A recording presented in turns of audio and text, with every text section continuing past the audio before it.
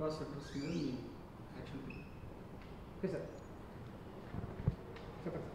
భారతదేశమంతా కూడా ఎక్కడ కూడా హుక్కా సెంటర్స్ నడిపించడానికి అవకాశం లేకుండా government of India ministry of health and family welfare వారు సిఓటిపి యాక్ట్ కింద ఉన్నటువంటి రూల్స్ని గత మేలో అమెండ్ చేయడం జరిగింది.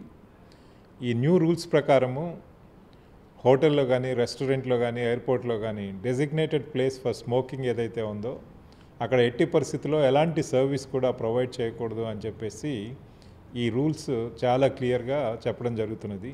అంటే చట్ట ప్రకారము ఇప్పుడు ఎక్కడ ఎనీ పబ్లిక్ ప్లేస్లో స్మోకింగ్ ఈజ్ నాట్ పర్మిటెడ్. అట్లాగే చట్టం ఏదైతే ఎక్సెప్షన్ ఇచ్చిందో ఎయిర్పోర్ట్లో కానీ హోటల్లో కానీ రెస్టారెంట్లో కానీ ఒక డెసిగ్నేటెడ్ ప్లేస్లో ఇండివిజువల్స్ వాళ్ళ దగ్గర ఏదైనా సిగరెట్ ఉంటే వాళ్ళు తాగడానికి అవకాశం ఇవ్వాలి అని చెప్పి ఆ మిగతా ఇన్మేట్స్ ఎవరు కూడా ఈ స్మోకింగ్కి ఎక్స్పోజ్ అవ్వకుండా ఉండాలి అని చెప్పేసి ఈ ఫెసిలిటీ చట్టం కింద ఇవ్వడం జరిగింది. అయితే గతంలో రూల్స్లో క్లారిటీ లేకపోవడంతో కొంతమంది in the name of service of providing service హుక్కాని కూడా ఈ స్మోకింగ్ జోన్లో సర్వీస్ లాగా ప్రొవైడ్ చేసేవాళ్ళు యాజమాన్యాల వాళ్ళు. అయితే ఇప్పుడు భారత ప్రభుత్వం తీసుకొచ్చినటువంటి చట్టంలో మార్పు వల్ల ఈ డెసిగ్నేటెడ్ స్మోకింగ్ ఏరియాలో ఎవ్వరూ కూడా ఎలాంటి సర్వీసు ప్రొవైడ్ చేయడానికి లేదు. మిగతా ఏరియాస్లో కంప్లీట్గా స్మోకింగ్ ప్రొహిబిటెడ్. దీనివల్ల యాజమాన్యాలు ఎక్కడైనా ఎవరైనా hookah as a service provide చేసినట్లయితే వాళ్ళ మీద కఠినమైనటువంటి చర్యలు తీసుకోవడం జరుగుతుంది. ముఖ్యంగా మనం చూస్తే ఈ ఎంటైర్ హుక్కా బార్స్ అన్నీ కూడా కాఫీ షాప్స్ టీ షాప్స్ పేరు మీద వీటిని ఎస్టాబ్లిష్ చేశారు. వాళ్ళు అక్కడ టీ కాఫీ మిగతా స్నాక్స్ హోటల్ రెస్టారెంట్ లాగా నడుపుకుంటే absolutely it's a legitimate business, we welcome it.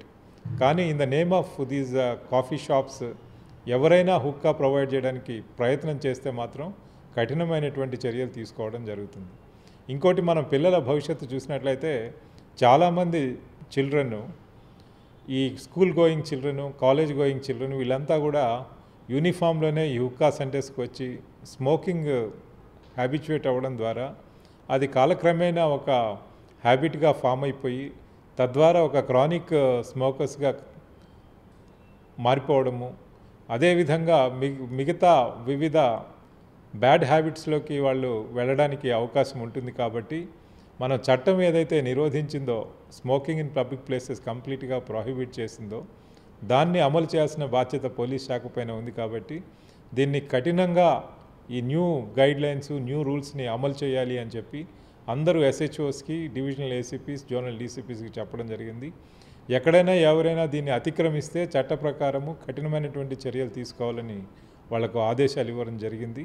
దీన్ని క్షుణ్ణంగా కూడా ఎప్పటికప్పుడు మనం సూపర్వైజ్ చేస్తూ దీన్ని 100% కూడా ఎక్కడ hookah service in Hyderabad city లేకుండా చేయడమే పోలీస్ శాఖ యొక్క ప్రథమ కర్తవ్యంగా మేము భావిస్తున్నాం.